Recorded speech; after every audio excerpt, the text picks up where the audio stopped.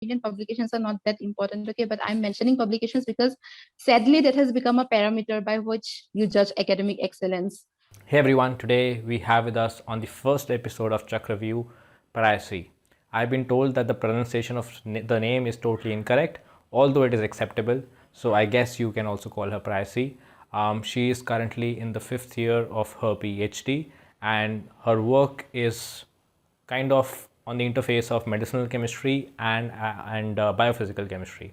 So she's working on the interface of both these topics, and she has published articles in some really good journals like ACS Pharmacology and Translational Science and Journal of Molecular Liquids.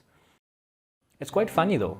Earlier in my teenage, I used to check out profiles on Facebook and Instagram, and now I check out profiles on LinkedIn and Google Scholar.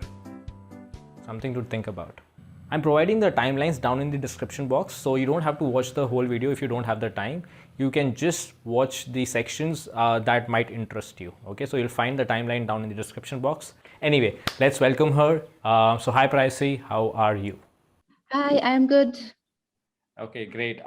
So I hope that you are aware of what we are trying to do over here. Basically, give an idea of how you actually pursued your research. Since you are now a senior PhD, you can guide at least the younger PhDs on how to do research and how your work has kind of, in your own words, how your work has impacted in furthering the knowledge in that particular field.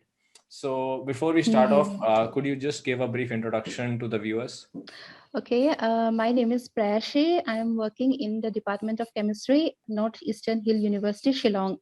My work primarily revolves around drug discovery and usage of those drugs into, different enzymes, different proteins. And basically, you can say drug discovery and design. And also, I work on improvising the existing methods. So you can say my field is basically biophysical chemistry in the broad spectrum of the term. Okay, great. So I get two major questions from a lot of students, and please help me answer them. The first question is that how did you choose your field in once you entered PhD, or how did you like develop interest in medchem? Is it like this was the only opportunity, or was it like you had options, and then if you had options, then why you chose this? And then the second question, I'll follow it up later. First, this is the question: how did you decide that okay, you want to work in this particular field? Okay, and now to be honest, till my MSc, I was not even very sure that I wanted to pursue a PhD. So this decision came much later when actually my MSc project was loosely based upon what I'm doing currently. So while I was doing that, actually it's very strange that in 11 and 12, I didn't even have biology. I hated biology like anything in 11, 12. In BSc, I didn't have biology. It's a stroke of luck that perhaps I ended up here.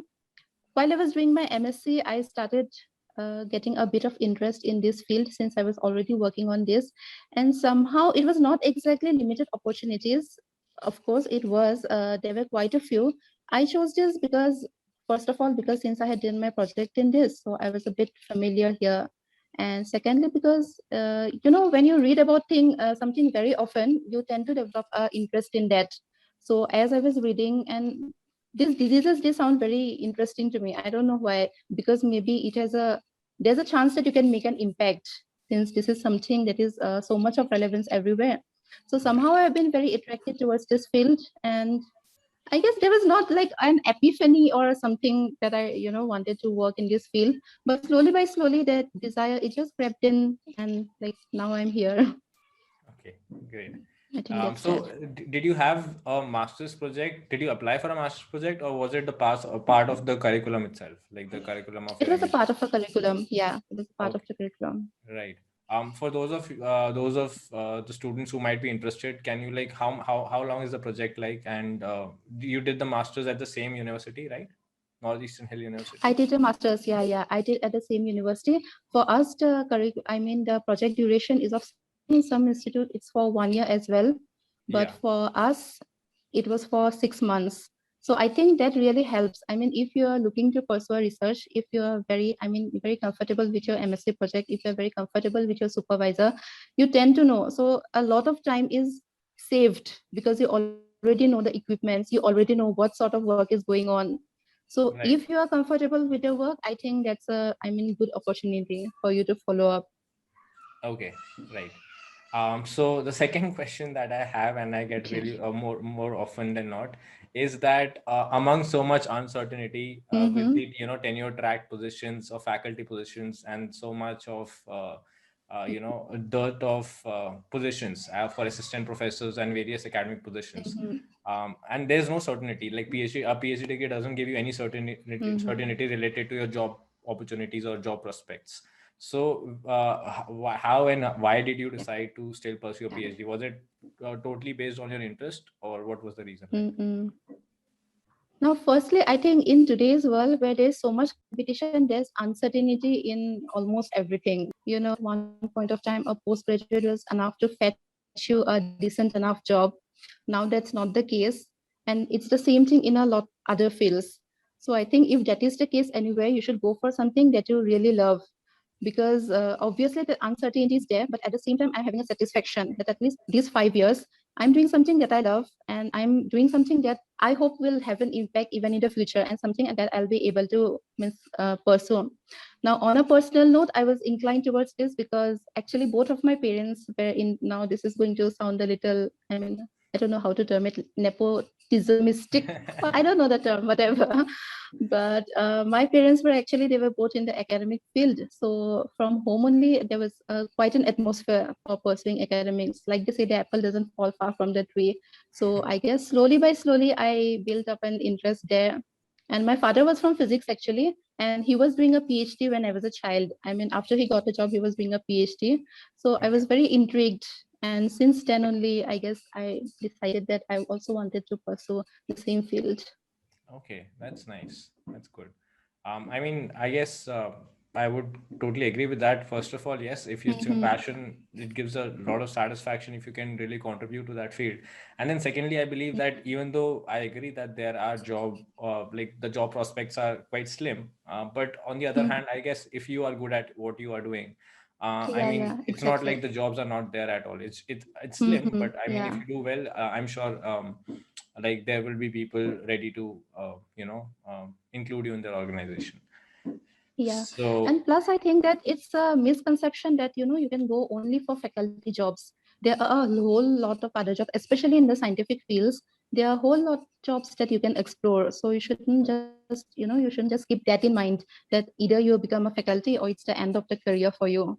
So you of should course, always be on the lookout, I guess. right, right.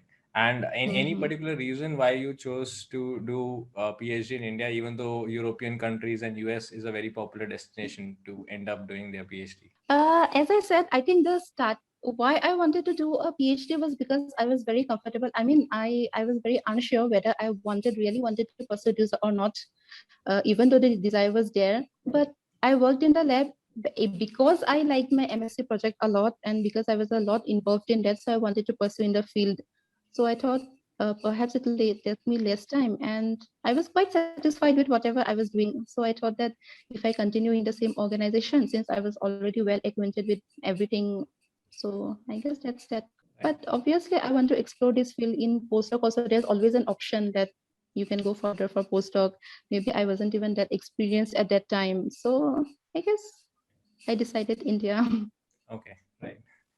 Right. Okay. So the next question that I have for you is that, a lot of, I guess, aspirants would be quite curious to know that how do you apply your knowledge that you have gained throughout your, let's say, schooling and then your, bachelor's and master's. Then how Mhm. have you applied that knowledge to your PhD? And could you could you just describe what work you have carried out in your PhD up till now, and how is that how has that work contributed to the field of let's say whichever field you're working in, and how it might impact the life of a common citizen of this country or the world? So my work basically it deals with Alzheimer's disease. Okay, let me explain like this. Like we get a signal when we need some transmitters to get any electric signal. So in the similar way, our brain also for it to process any information, it needs to have some neurotransmitters. So what happens is in Alzheimer's, the amount of those neurotransmitter decreases in the brain. And a Okay. way to increase that is to inhibit the activity of an enzyme called SCHA. That is in short, that is in brief, the gist of what I do. So any substance that can inhibit the activity of this enzyme, it will work as a drug for Alzheimer's disease. So my work is basically to synthesize organic compounds, in organic, inorganic compounds, or plant extracts, or whatever I can, whichever shows promising activity first in docking or in computational studies. So I take a bunch of those, I try to check their activity, and whichever shows good activity, those I proceed further. I mean, we send them to other labs for in vitro assays, for animal testing, and stuff like that. Okay, right. A question to this: how were you introduced to this topic? Was it your supervisor or you chose it yourself? I think it was partly both. Our lab was working in enzymes, but I had the liberty of choosing which enzyme I wanted to work on. I mean, we were already working on mitochondrial enzymes because I was very intrigued by Alzheimer's disease. So I chose this topic by myself. So I guess I'm very fortunate. Not many people get to do that, but I can say that I chose this topic for myself. Right, that's nice. Yeah. And for the first part of the question, how it has helped me. Well, in my case, to be honest, I think everything in your school and in your college and all those practical labs, everything, it prepares you for research, because research is not a like multi-dimensional thing. You need to prep yourself mentally, and you need to have a very good hand with experiments and all. So in that way, it has helped me. It has contributed a lot. But in my case, since I didn't have biology in 11, 12, and in BSc and all, I had to work extra hard. So that case, it was a bit difficult for me. So I had to start all over from the beginning. And okay, so the next thing is I guess there are many young PhDs who have just maybe started off their journey or just enrolled into a university or institute. And I guess we have been through the same phase where we are kind of like clueless on how we have to kind of like what we are going to do and how it is going to be. And now, since you have published really fascinating articles, I have the privilege of looking at some of them. So like, how was it? Like, could you just motivate them in some way, or maybe just explain your journey? I guess that is itself in a way a motivation. I guess you at some point of time would have also been clueless about what you want to do and how it's going to be. So could you just describe that journey till now? Okay. I think everybody goes this phase, and those that are lucky go through it only in the initial stage. I think a few of us, we have in the middle, we have severe bouts where we are unsure whether this is going in the right way or not. I think the first advice, in my opinion, that I want to give everybody is that, when you join for a PhD, it's obviously obvious that you will give your heart and soul to it. But what I want to say is that, don't make PhD, the sole driving force of your life. I think when that happens, it gets very, very difficult. I could cope of it personally because I had many other interests in life. The time that I devoted to PhD, the time I devoted completely to PhD. But other than that also, even if I was very frustrated with it or something, I always had some other passion, some other hobby, which I could, turn to whenever I didn't, I was frustrated or something. What happens is, if day and night PhD is the only thing in your mind, then it gets too frustrating, and you can only work on something when you don't have somebody, breathing down your neck all the time. So I think the first thing is that you need to isolate your professional and personal life. Now, coming to the point, or in a means more before manner, I think the first thing that anybody can do is literature survey. Means when you want to work on something, you have to know, because sometimes it so happens that you have carried out a work, and for a new researcher, it usually happens. It happened with me also. You carry out something, and after that, you do the literature search, and you find out that somebody has already done that, and your entire process has been a waste. So I think do a literature search, talk to your seniors, try to maintain a very good rapport with them. I don't know whether that's possible everywhere or not, but still, thoda tel maro, jo bhi karna hai karo. But I think maintain a very good rapport with your seniors. That's very important, because your supervisor won't come to teach you how to, handle the equipments and stuff like that. Right. So I think you read the papers from your own lab, you try to do literature survey, and you just keep on trying. You try to get your hands. Don't get frustrated in the first year. It's a miracle if you get very good results. Most of us, trust me, most of us in the first year, we are all clueless. We are all depressed because, some of your peers might be getting good publications, but you are not.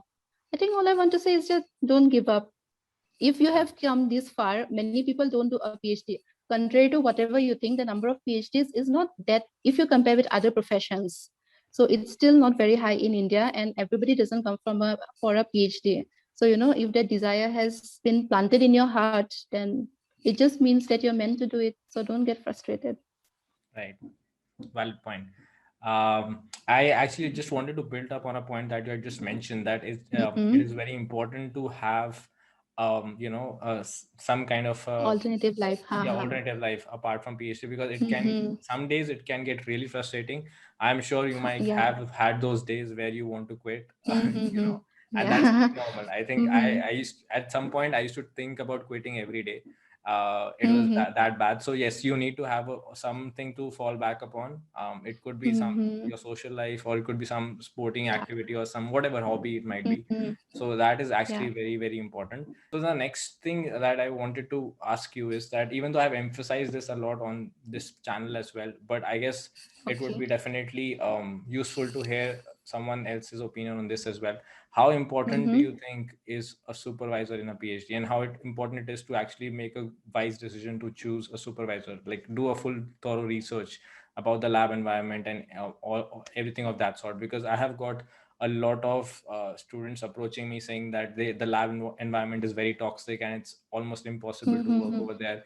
Some students who have some kind of, like, let's say they cleared gate, and through the institute fellowship they Mm-hmm. join some Ah, particular lab. They tell me that they did mm. not have an option, like that was the only lab that was giving them the opportunity, and that's why they joined it. Okay. So but Mm-hmm.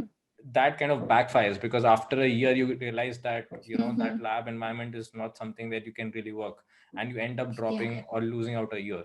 So can you Mm-hmm. like elaborate, like, it's not like, even though I have kind of like already put it out there that supervisor is important, but if you feel Mm-hmm. differently, you can say that, or if you want to support on this idea, you can do that as well. Like, what is your opinion? No, even I feel that supervisors, they're very, very important. They're very important for a means number of factors, because here, whatever you do, whatever you don't do, you have to depend on them quite a lot.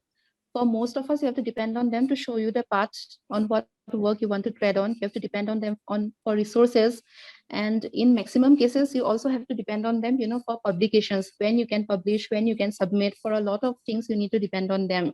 And you are going to a PhD. It's not a 1 or 2 year journey. It's basically it's a 5 year journey, and there also 5 year journey in the peak of your youth. So, if I put it harshly, by the time you're done with a PhD, your age is almost gone for you to do something else.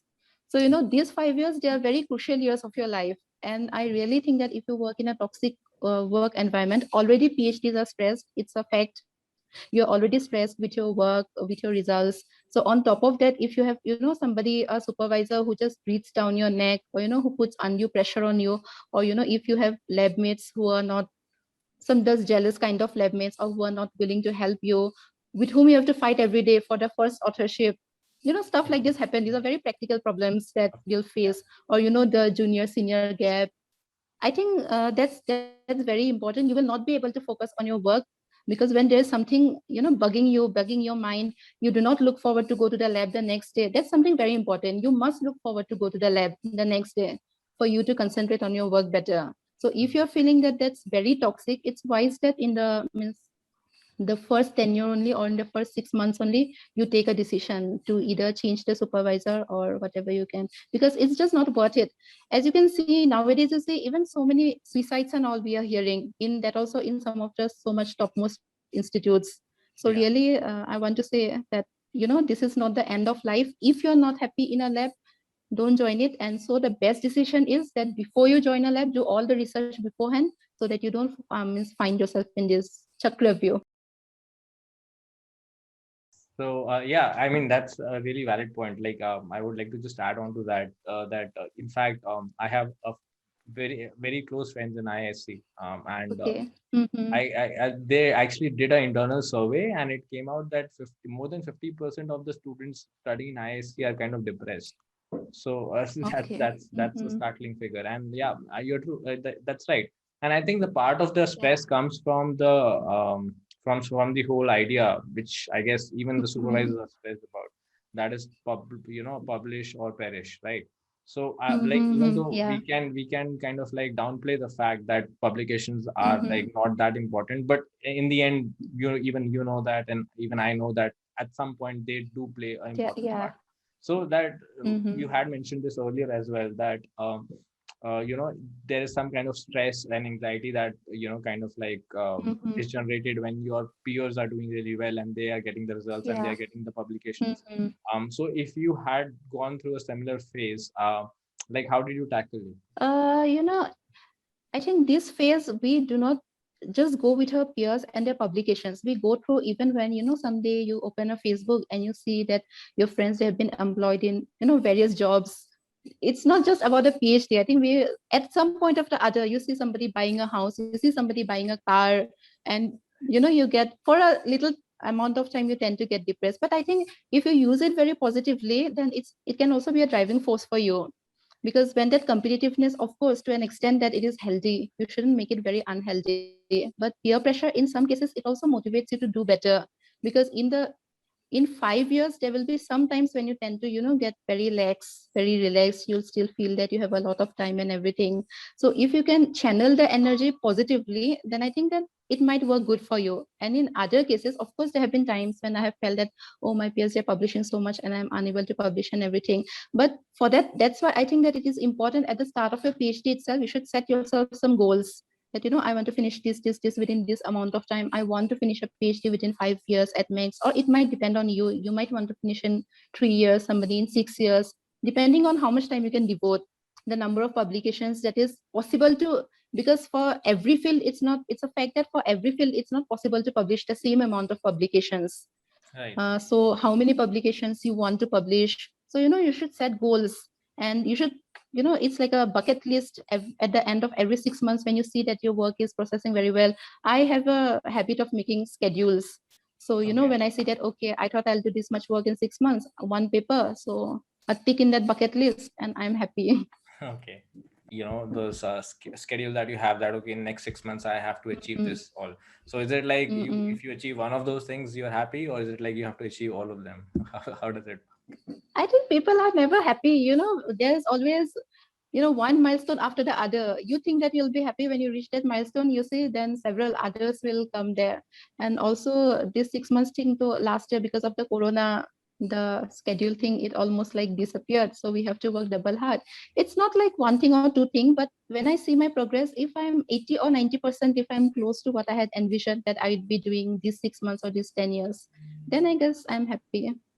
Okay. How, so you mentioned like in the next 6 months, like you said that, okay, I need one Mm-hmm. publication, let's say. Um, Mm-mm. won't that kind of like be a little stressful? Because honestly speaking, like even though if you have done the best of your work, you know how the peer review system Mm-mm. works, and Yeah, you yeah. you it just might not work out, and after 3 months or 4 months of review, your manuscript might get rejected. So Mm-hmm. do you really feel that setting goals in terms of publications is important, or that should take a backseat? I think that is important. I mean, you should recognize all the 6 months. You don't need to set similar goals. So when you're sure, I set a goal for a publication only when I have completed the entire work and everything. Because if I join a PhD and I set that goal of a publication in the first 6 months, then I'm sure to get depressed, because it's basically impossible. So my goals also, they change with the times. The way I'm working, like if sometime I get to work on a new enzyme, my primary goal would be for the next 6 months would be to standardize that. When I see that I have done quite a number of experiments and quite a number of data, in those 6 months, my aim will be to at least communicate a paper. So it depends on the progress of the work that's happening. That's a very good point. That's why I wanted you to elaborate a bit, because some of them might get that Mm-hmm. misconception that publication is very important. But like you Yeah, rightly yeah. pointed out, that you cannot expect a publication the first 1.5 years or 2 years. You might get a publication Mm-hmm. depending upon the Yeah, lab. If you are like helping yeah. out a senior, they might give you a co-authorship. That's a different thing. Haha, But that's true. your own Mm-hmm. authorship, or your as a lead author, you cannot expect a research article in the first 2 years. So in the Yeah, first years, like yeah, you said, exactly. um, first year should be like, first 6 months should be serving Mm-hmm.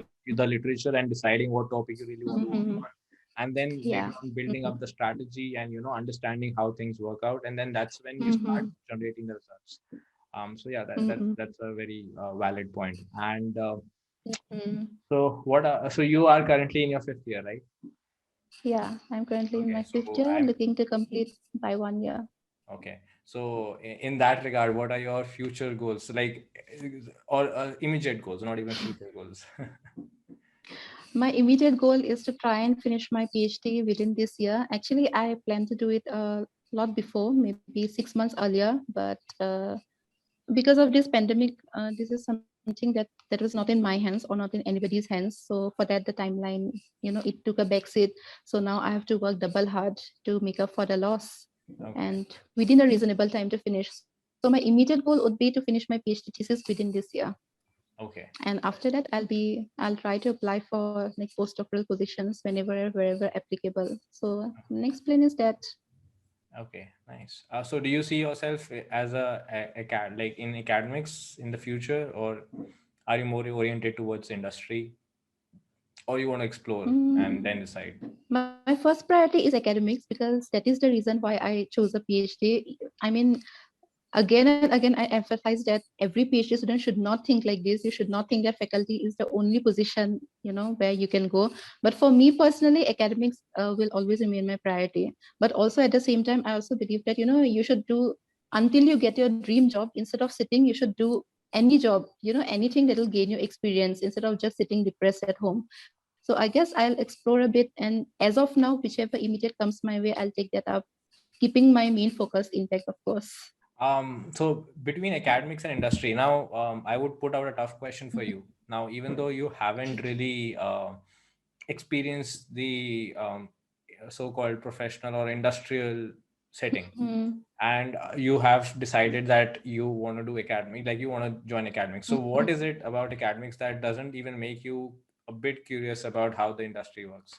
So what is that driving factor that wants you to get into, like you want to get into academics without even exploring the industrial side of things? Okay, now two things. First is that after my MSc, I was working in the industry actually for a very short period of time, from my MSc to my PhD, which was a duration of perhaps 3 months. I was working in the industry. Okay. I didn't. It was okay, but I'll just tell you what I like more about academics. The first Okay. thing is that the freedom, the freedom to carry out my own research.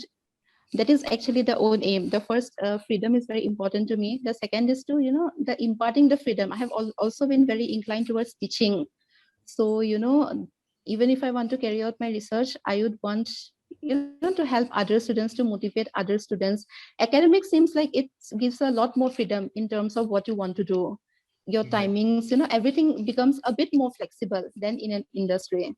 So, and also, as I have told you, that I have a lot many interests and a lot many hobbies in life. So that freedom and flexibility is very important for me. So Right. perhaps that is the reason why I would prioritize academics, but would not discard industry completely. Right, right. Okay. I am 100% for it. I am a big fan of academics. I have no intention to Mm-hmm. join industry as well.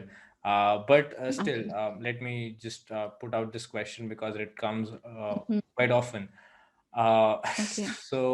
I had a one comment on one of my videos wherein they said that academicians should focus on cleaning, Ganga and stuff like that. What are they really doing? Like, what are they working on? So, like from an application point of view, like, okay, so just for a discussion, yeah, see, for example, Moderna and Pfizer came out with the vaccine, right? Uh-huh. Mm-hmm. Whereas and that too in the record time. Now the problem is that most of Mm. the credit is taken by Pfizer and Moderna, and people think that the industry has come out with their vaccine. But the reality is, it Uh-huh. all Yeah. started off with the academics. Mm-hmm.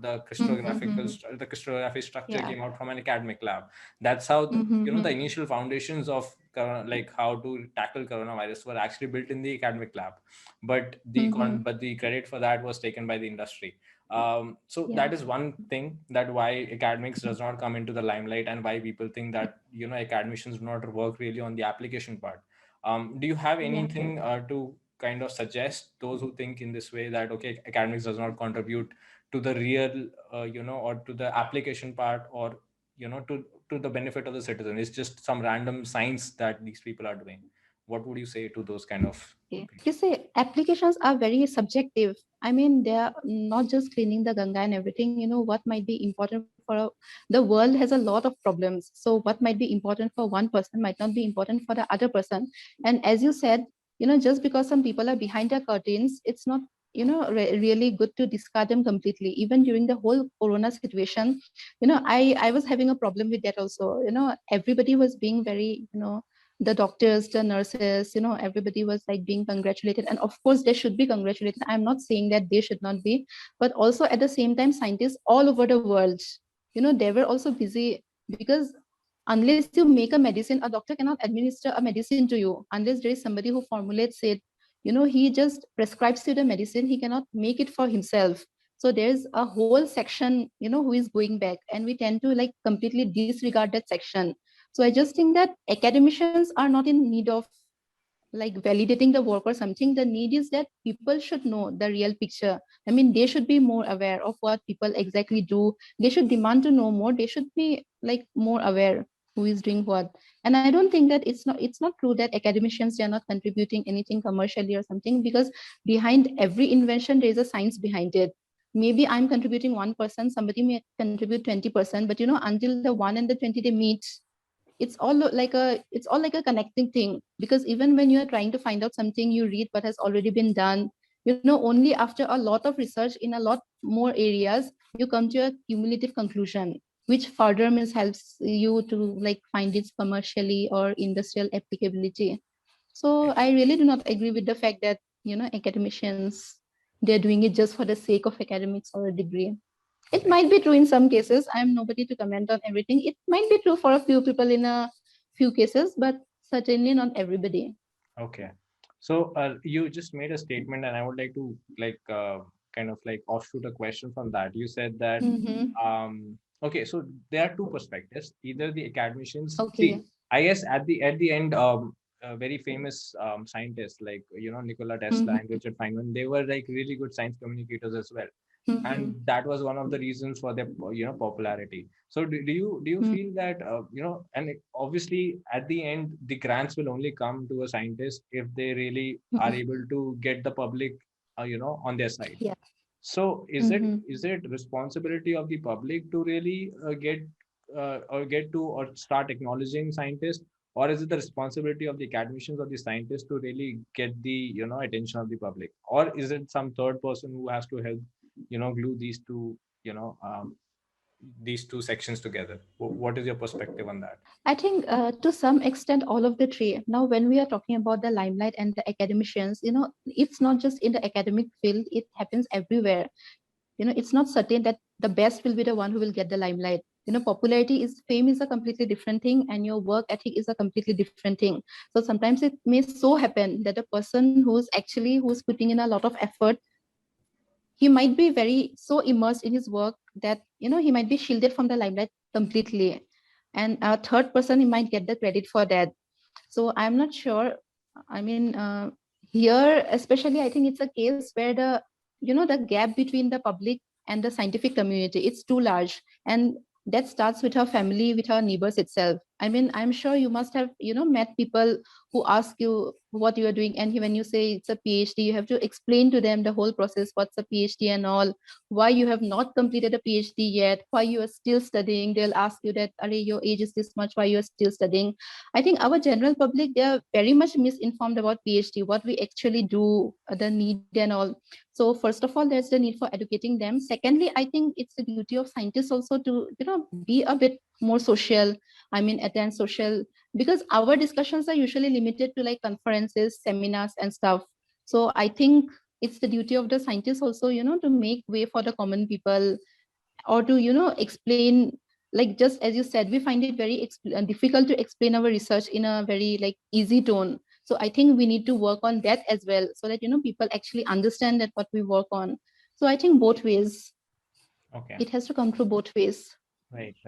Yeah, true that. But I on a personal note believe that it's the Mm-hmm. duty of the academicians and the scientists more to initially at least to get the attention of the Mm-hmm. public, and then later on, of course, once you start building up a momentum, then of course they also are intrigued enough, because I have seen that Mm-hmm. scientists kind of like come out as a community of people who are like who consider them as intellectually superior to others, and Mm-hmm. that's something that Yeah, yeah. makes the public, that makes them not so approachable, right?